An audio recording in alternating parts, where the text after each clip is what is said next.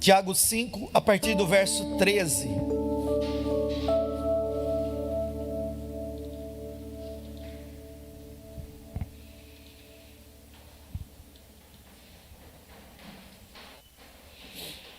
Eu quero ler a palavra do Senhor, registrada em Tiago, capítulo 5, a partir do verso 13, e eu vou ler na Nova Versão Internacional, que diz assim: entre vocês, alguém que está sofrendo. Então Tiago, o apóstolo, está dando uma instrução agora para a igreja. Entre vocês, tem alguém sofrendo? E ele vai começar a mostrar situações e dando orientações acerca de cada pergunta que ele vai fazer. Então, se tem alguém sofrendo, pastor, o que é esse sofrer? Bom, sofrimento pode ser diverso. Eu colocaria aqui dificuldades, problemas, tribulações, lutas, batalhas. Eu poderia colocar crises familiares, crises conjugais, crises emocionais, psicológicas. Eu poderia colocar crises na saúde, doenças, enfermidades. Eu poderia colocar aqui crises financeiras, o que for, porque o sofrimento, ele pode ser de muitas coisas, e em muitas áreas. O que para um é sofrimento, para outro talvez não seja. Ele pode ser muito específico. Mas Tiago diz assim: está entre vocês alguém sofrendo, e ele dá a instrução, que essa pessoa ore. Então, irmão, aqui está a base do que eu quero ensinar hoje. Então, em qualquer realidade que nós estivermos vivendo, nós vamos orar. E depois, há alguém que se sinta feliz, ou que se sente feliz? Quando você estiver feliz, cante louvores. Isso é muito prático, irmão. Está sofrendo? Ora. Está feliz? Canta louvor. Tem até uma música que é conhecida, né? Está chorando? Louve. Simplesmente louve. Na verdade, está chorando ore. Está feliz? Louve. Mas tudo bem. Entre vocês há alguém doente? Então agora ele aqui ensinando a igreja. Tem alguém entre vocês doente? Irmão, esse doente é doença mesmo, enfermidades físicas, sejam quaisquer que forem as doenças. O que vai acontecer se alguém estiver doente? E a resposta dele vem: que ele mande chamar os presbíteros da igreja. Pastor, o que é um presbítero da igreja? Os líderes da igreja. Cada igreja coloca um nome. A liderança da igreja, aqueles que compõem o serviço ministerial da igreja. Aí tem igreja que coloca o nome de ministro, diácono, presbítero, obreiro, pastor, bispo, apóstolo, missionário, evangelista. Aqui ele colocou presbítero. Eu vou colocar que é essa equipe, a equipe do presbitério da igreja, a equipe que trabalha na igreja. Então, se alguém doente, que ele mande chamar os presbíteros da igreja, para que esses orem sobre ele. Primeiro, orem. Está aqui, ó. É muito prático. Primeiro, orem sobre ele.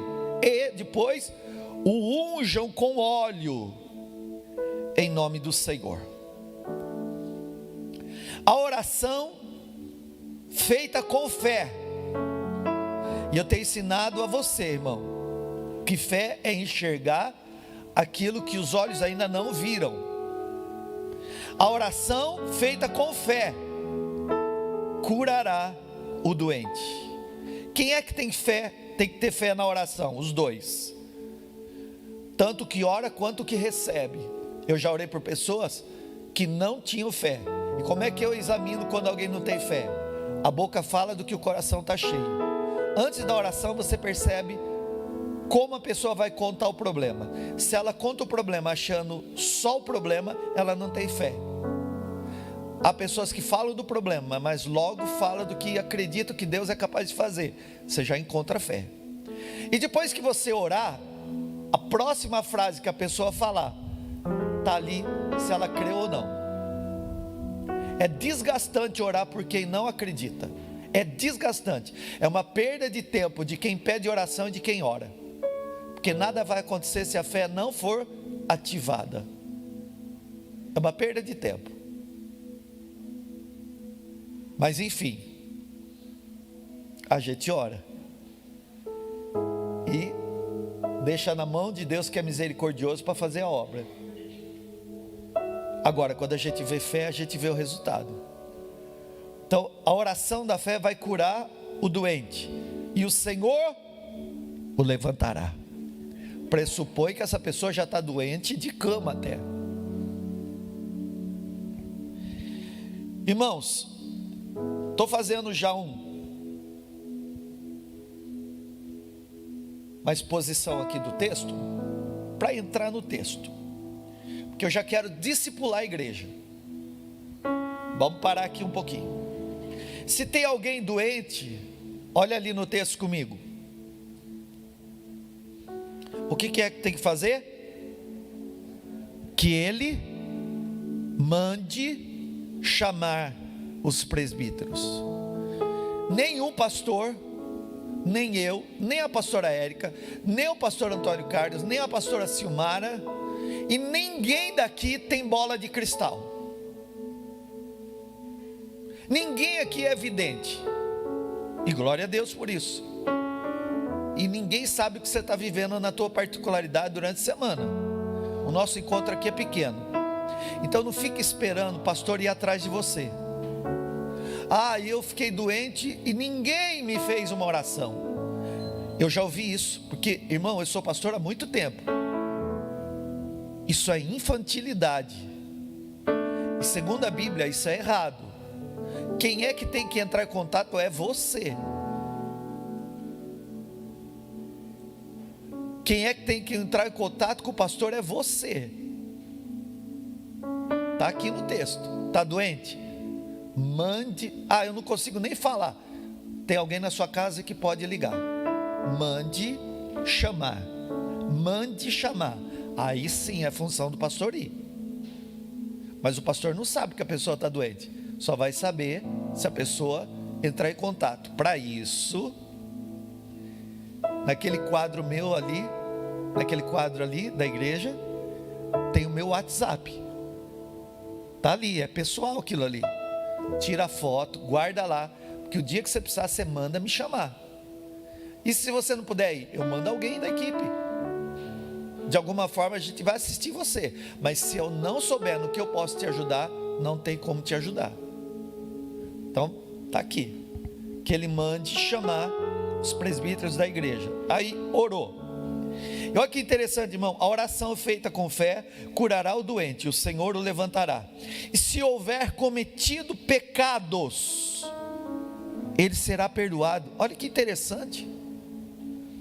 Se houver cometido pecado, ele será perdoado. Essa palavra cometido pecados é do termo grego hamartia, que significa pecados em qualquer amplitude, de qualquer situação e natureza. Não fala qual é o tipo de pecado aqui. É um pecado do tipo qualquer coisa vai ser perdoado. Então, irmão, olha que poderoso que é, ou qual poderosa é a graça que o Senhor entregou para a igreja. Que esse texto fala da igreja. Se houver cometido pecados, ele será perdoado. Portanto, confesse os seus pecados uns aos outros e ore uns pelos outros para serem curados. E aqui ele faz uma associação entre pecado e doença. Pastor, toda pessoa doente é porque ela está em pecado? Não. Não. Isso é um pensamento errado. Que uma pessoa quando está doente é porque ela está em pecado. Isso é um pensamento errado. E eu quero hoje também quebrar esses paradigmas errados da tua mente. Toda pessoa que está doente ou tem uma doença por causa de um pecado? Não. Doença é consequência da vida e do pecado original de Adão. A gente está vivo e por causa da consequência do pecado original, nós adoecemos. Ainda não fomos revestidos da imortalidade. Ainda não fomos. Seremos transformados e receberemos um corpo glorificado, mas ainda não recebemos. Então, pastor fica doente, membro fica doente, assim como o ímpio fica doente também. Agora, por que ele faz essa associação? Creio eu, porque existem alguns tipos de pecado que podem inclusive comprometer a pessoa fisicamente.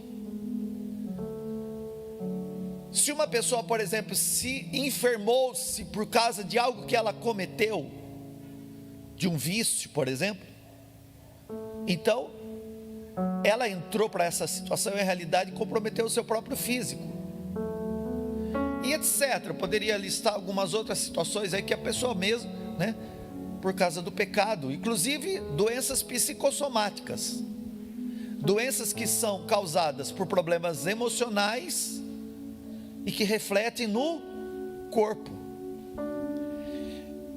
Eu acredito que essa associação caiba para esse tipo de situação.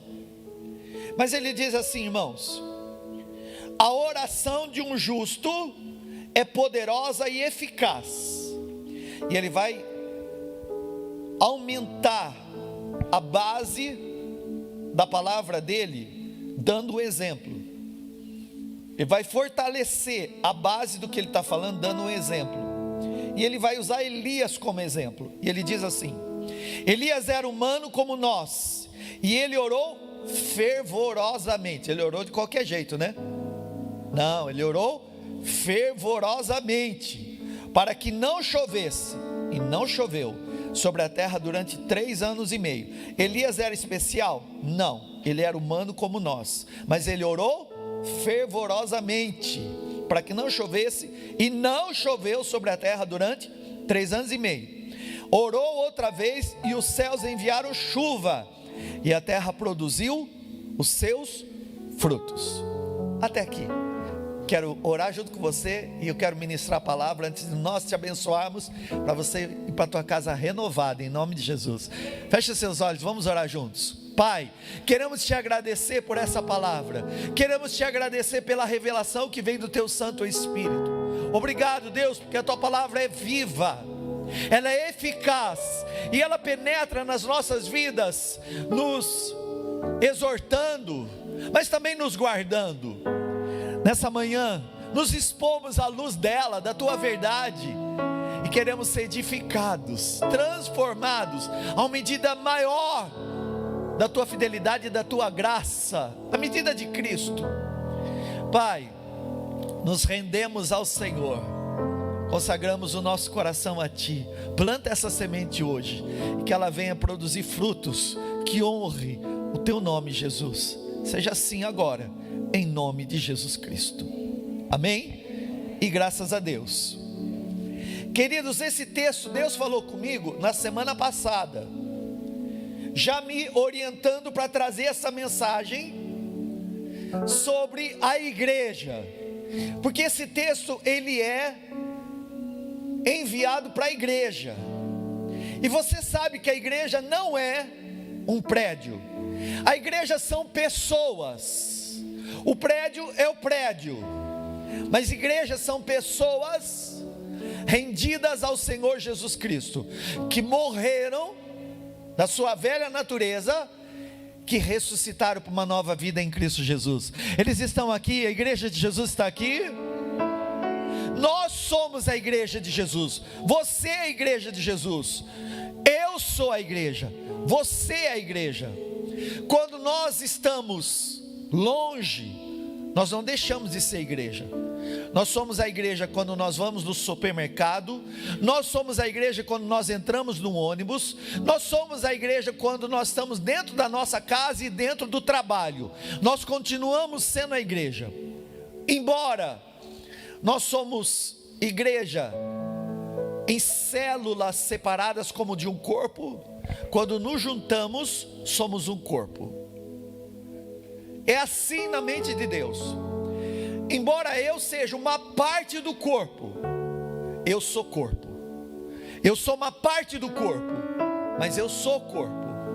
Irmão, Deus nos uniu como um corpo. Deus nos uniu como um corpo. Você é uma célula do corpo, eu sou outra célula do corpo, mas Deus me uniu a você. Você pode achar que não, mas eu estou unido a você. E nós estamos unidos a toda a igreja de Jesus espalhada na face da terra. Onde tem uma igreja, eu estou nela, estou unido a ela. Eu não estou concorrendo, porque não tem concorrência no corpo. Eu não me acho melhor, porque não tem aquele que é melhor. Cada órgão do corpo tem a sua função específica e o seu propósito específico. O meu dedo da mão, cada um deles são diferentes, todos eles são importantes. O meu fígado não é mais importante do que o meu rim. O meu coração não é importante ou mais importante do que o meu cérebro. Cada órgão é unido para uma função: produzir vida. E Deus nos uniu como um corpo, independente da placa da denominação. Eu posso achar diferente a forma da liturgia daquela igreja, daquela outra igreja, mas eu preciso respeitar, porque na particularidade deles e do jeito deles, eles são corpo. Se proclama o nome de Jesus, são corpo. E se eles são corpo, eu sou um com eles.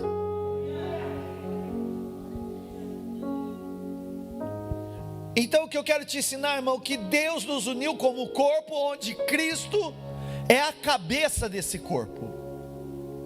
Jesus, ele é a cabeça do corpo chamado igreja. E ele se move na terra através do corpo, que é a igreja. Quando Deus vai andar na terra e vai se mover na terra, ele vai fazer isso através da igreja. Quando eu quero ir para algum lugar, a minha cabeça pensa, meu corpo obedece e me leva. Não dá para a cabeça criar pezinho e ir sozinho. Irmão, você já viu na rua cabeça andando com pé? A cabeça andando sozinha aí? Já viu? Só em filme, né? Filme de Hollywood maluco, você vê cabeça aí falando, só cabeça. Não acontece, irmão. Para a cabeça falar, existe todo um grupo de componentes dentro do corpo que precisam agir para a cabeça falar. Porque para produzir fala, o pulmão precisa se encher de ar. Então, tão importante quanto a cabeça é o corpo.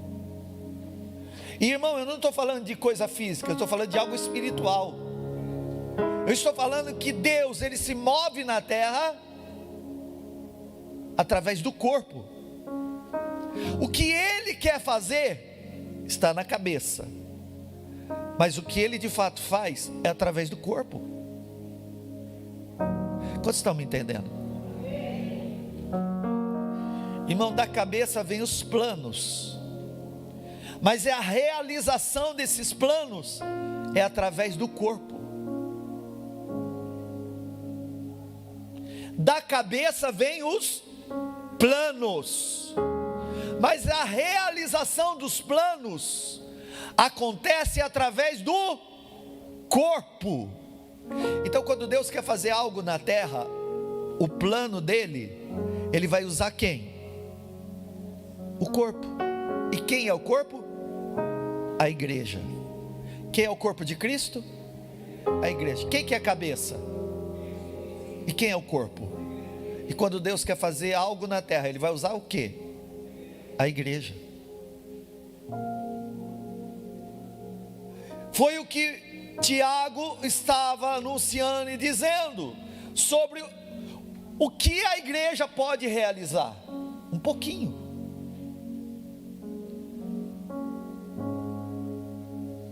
Eu quero falar com os irmãos que quando Deus quer fazer algo na terra, Ele faz através de um plano, mas a realização desse plano vai passar pela igreja dele. E a igreja dele, irmão, não é Missão Igreja Sem Fronteiras, não é a Assembleia de Deus, não é Igreja do Evangelho Quadrangular, não é Igreja Batista ou etc. Isso são nomes necessários para a organização humana, porque a lei do homem exige. Lá no céu não vai ter um lugarzinho para assembleiano, no céu não vai ter um lugarzinho para presbiteriano, para batista. Irmão, o corpo vai estar reunido, e todos os rótulos e toda a superioridade que o homem acha que tem por causa dessa placa vai cair por terra, porque nós seremos unidos num só corpo, onde Cristo é a cabeça, e nós estaremos com Ele para sempre.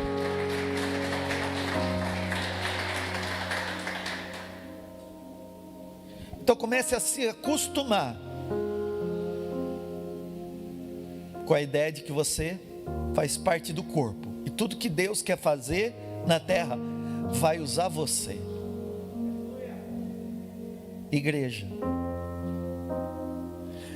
Irmãos, eu quero falar com você nessa manhã que Deus tem um plano, Deus tem um meio e Deus tem um tempo de realizar a obra dele na nossa vida.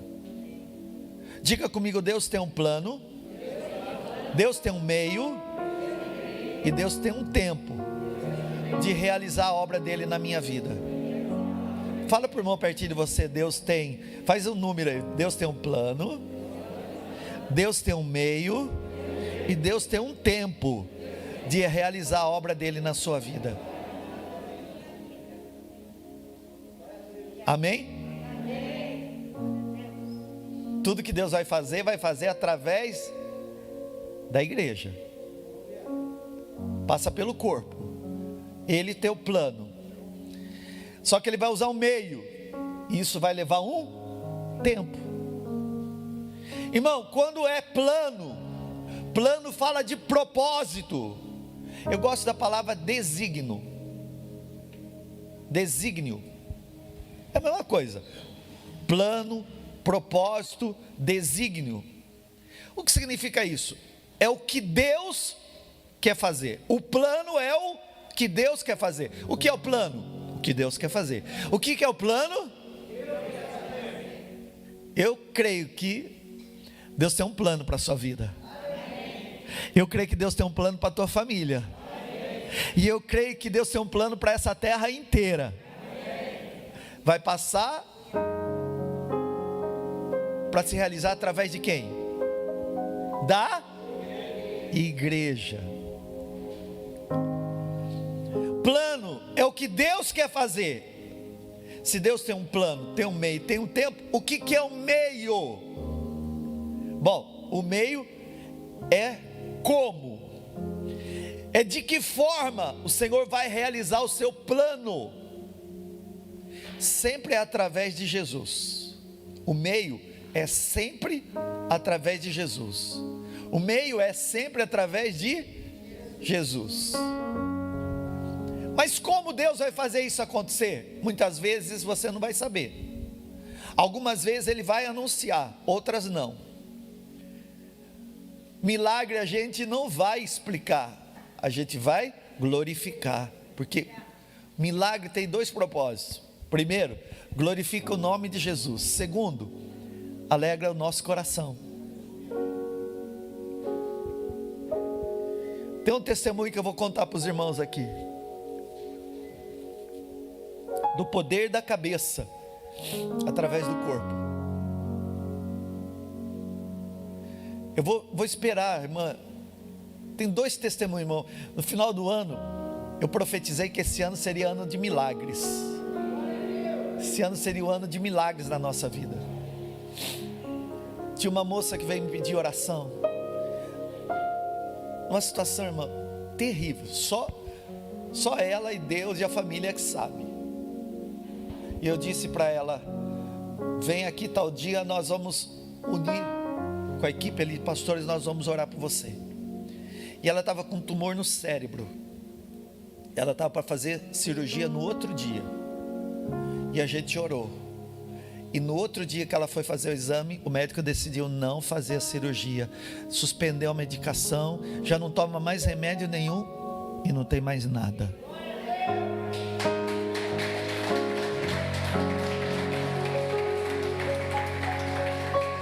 O testemunho todo, eu vou esperar ela escrever para ela contar. Esse final de semana, uma irmã me escreveu, eu com a pastora Érica, oramos aqui para ela. Tumor na coluna, tumor na medula. Foi agora nessa semana aqui fazer o exame. O exame não, a cirurgia. Ela pediu oração para a cirurgia. A gente já tinha orado. Os médicos abriram ela a primeira vez. E cadê o tumor? Fecharam. Deixaram para operar no outro dia, vão examinar, vão estudar, abriram de novo. E pela segunda vez abriu, não acharam o tumor. Deu alta, ela está em casa.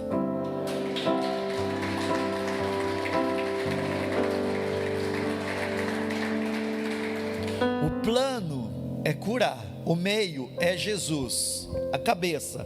Mas quem que Jesus vai usar? A igreja.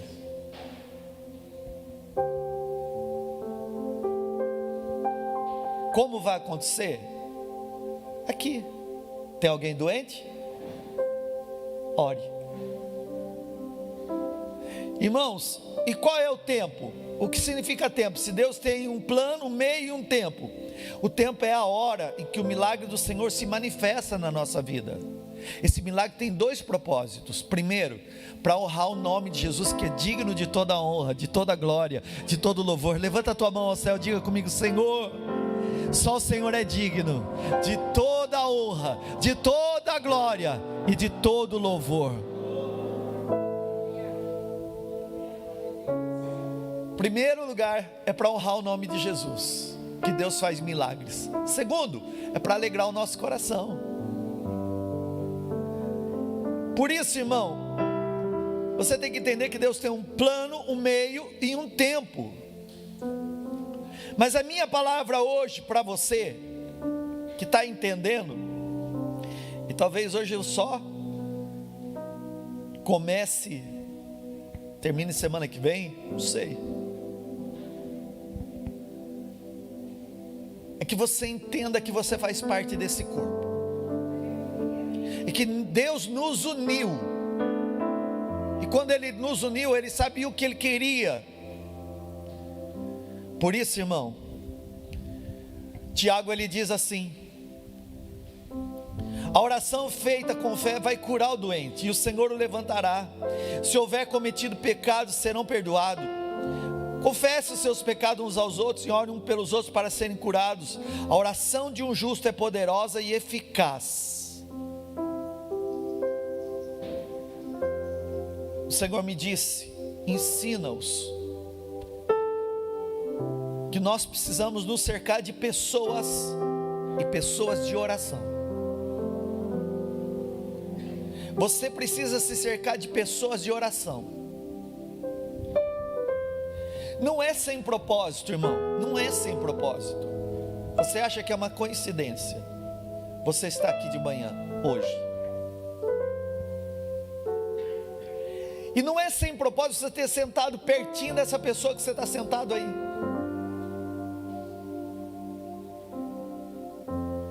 Deus uniu você a essa pessoa que você não conhece, talvez. Porque tem algo que Deus quer fazer através dessa vida para abençoar você. E tem algo que Deus quer fazer na vida dessa pessoa usando você. Vou repetir para os irmãos saberem, não é sem propósito que nós estamos aqui reunidos. Se eu tivesse com 100 mil pessoas, eu diria a mesma coisa. Se eu tivesse com 2, 3, eu diria a mesma palavra. Não é sem propósito. Deus, Ele quer manifestar o plano dEle através de Jesus Cristo na minha vida, para abençoar a sua vida, e da sua vida para abençoar a minha vida. Por isso, irmão, você precisa se cercar de pessoas de oração. O que é me cercar de pessoas de oração? Pessoas que quando você precisar vão orar por você. Pessoas que quando você precisar vão orar por você. Você tem que se cercar de pessoas que quando você precisar vão poder orar por você.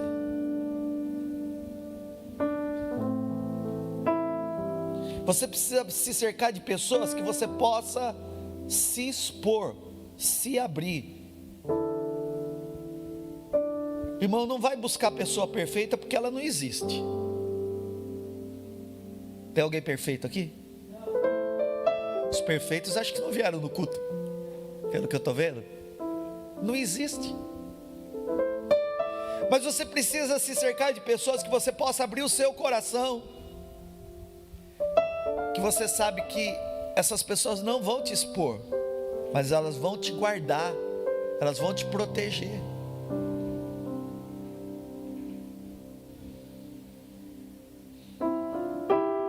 E aí você tem que tomar cuidado para não abrir o coração para qualquer um.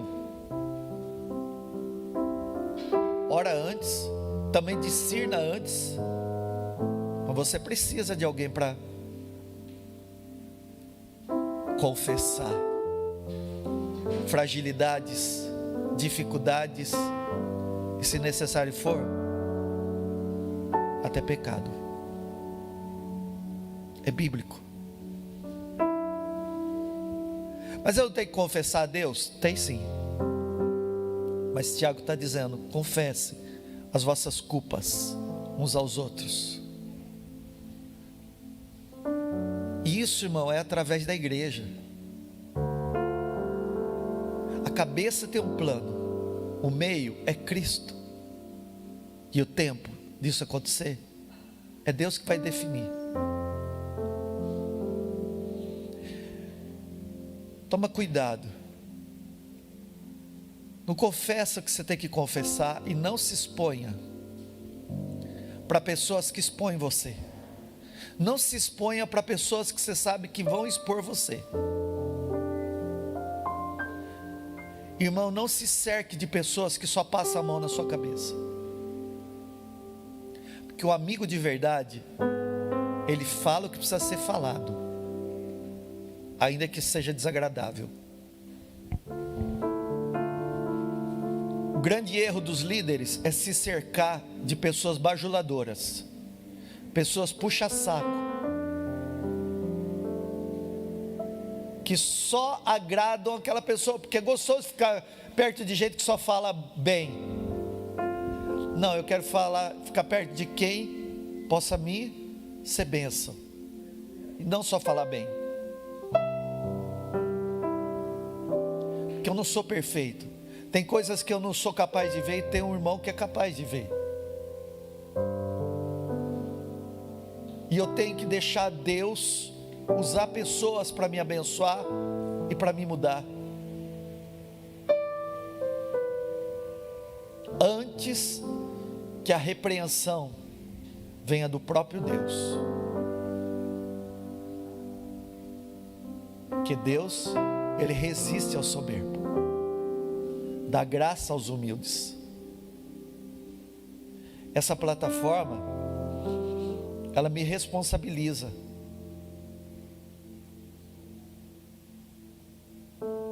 Só. Mas ela não me distingue na parte do corpo, porque o pulmão é importante tanto do que o coração. O fígado é importante como o rim. Irmão, o que seria de nós se a gente não tivesse pele? Não tem ninguém melhor. Dá uma olhadinha antes na rede social da pessoa. Porque tem pessoas, irmão, que você desabafa e ela vai te defender na rede social. Não desabafa mais então. Você quer falar do seu problema, quando você vê seu problema está exposto lá na rede social. Não, não é esse tipo de pessoa que você precisa. Você precisa de pessoa de oração.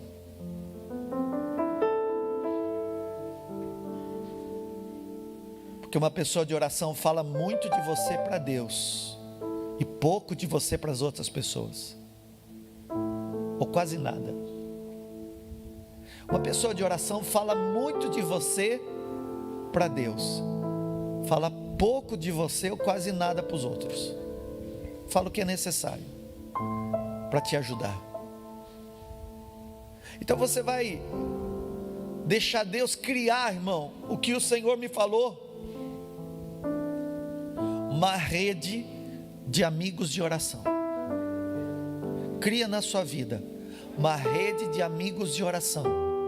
Deus vai usar elas para proteger você. O Senhor me disse: crie uma rede em volta de você de amigos de oração. Não é amigo do lanche, mas pode ser. Não é amigo da pizza, mas também pode ser.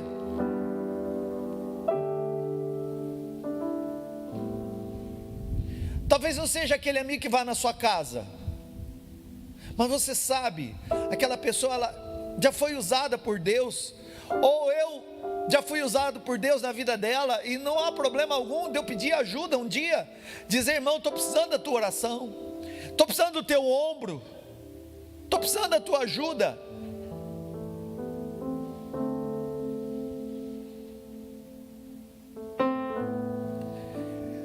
Eu não sei se você já viveu essa experiência. Às vezes, quando já aconteceu comigo, um dos meus pés dormiu, eu pegava com a mão, vai a perna, anda a perna. Já aconteceu com você? Já aconteceu? O pé dormiu, a perna dormiu, levanta, vai. O que significa isso? É a mão ajudando a perna a andar. É a mão ajudando a perna a andar. Irmão, eu quero parar aqui. Eu vou terminar na semana que vem, ou semana passada. Vou terminar na semana que vem. Só quero te dizer que Deus nos uniu como um corpo. E que Cristo é a cabeça desse corpo. E que Ele se move na terra através do corpo, que é a igreja. E a Bíblia diz: a oração da fé vai curar o doente, e o Senhor o levantará. Se houver cometido pecados, serão perdoados. Confesse os seus pecados uns aos outros, e orem um pelos outros para serem curados. A oração de um justo é poderosa e eficaz. E aí ele vai dizer: Elias, mesmo sendo humano, orou fervorosamente por um tempo fervoroso. 3 anos choveu. Aí ele orou de novo e não voltou a chover. Irmão, tem uma oração poderosa aí do seu lado. Tem uma oração poderosa que está sentado pertinho de você. Tem uma oração poderosa sentada aí do seu lado. solta ela. Libera ela. Tem coisas na nossa vida que só vão mudar pelo poder da oração. E Deus quer usar pessoas para orar por você. Tem coisas na sua vida que só vão mudar através da oração. E Deus quer usar pessoas para orar por você. Tem coisas na vida de pessoas que só vão mudar quando você orar. E Deus quer usar você para orar por pessoas. Deus vai usar pessoas para orar por você. Estou profetizando em nome de Jesus. Deus vai usar pessoas para orar por você. Deus está levantando uma rede de pessoas que vão orar por você. Ele vai criar uma rede de pessoas de Deus, de oração, que vão orar por você. Você precisa disso. Você precisa ser guardado. E vou dizer mais. Deus está despertando o desejo em você de orar por pessoas. Você vai começar a orar por outras pessoas também. Você vai começar a orar por outras pessoas também, em nome de Jesus. Deus vai usar você.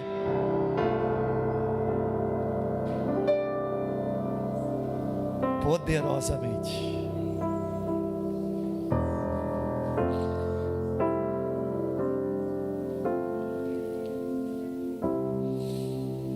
Mensagem da semana que vem, tá? Deus vai usar pessoas para liberar destinos na sua vida. Mensagem de semana que vem. Deus vai usar pessoas para liberar destinos na sua vida. Vou terminar aqui. A última frase. Deus tem um plano, um meio e um tempo de realizar a obra na nossa vida. E eu quero profetizar, terminando aqui, tudo que foi planejado no tempo de Deus vai ser realizado. Olhe nos olhos do teu irmão e diga: tudo que foi planejado no tempo de Deus será realizado. Diga para quantos você puder: tudo que foi planejado no tempo de Deus será realizado. Louvor, vem aqui comigo.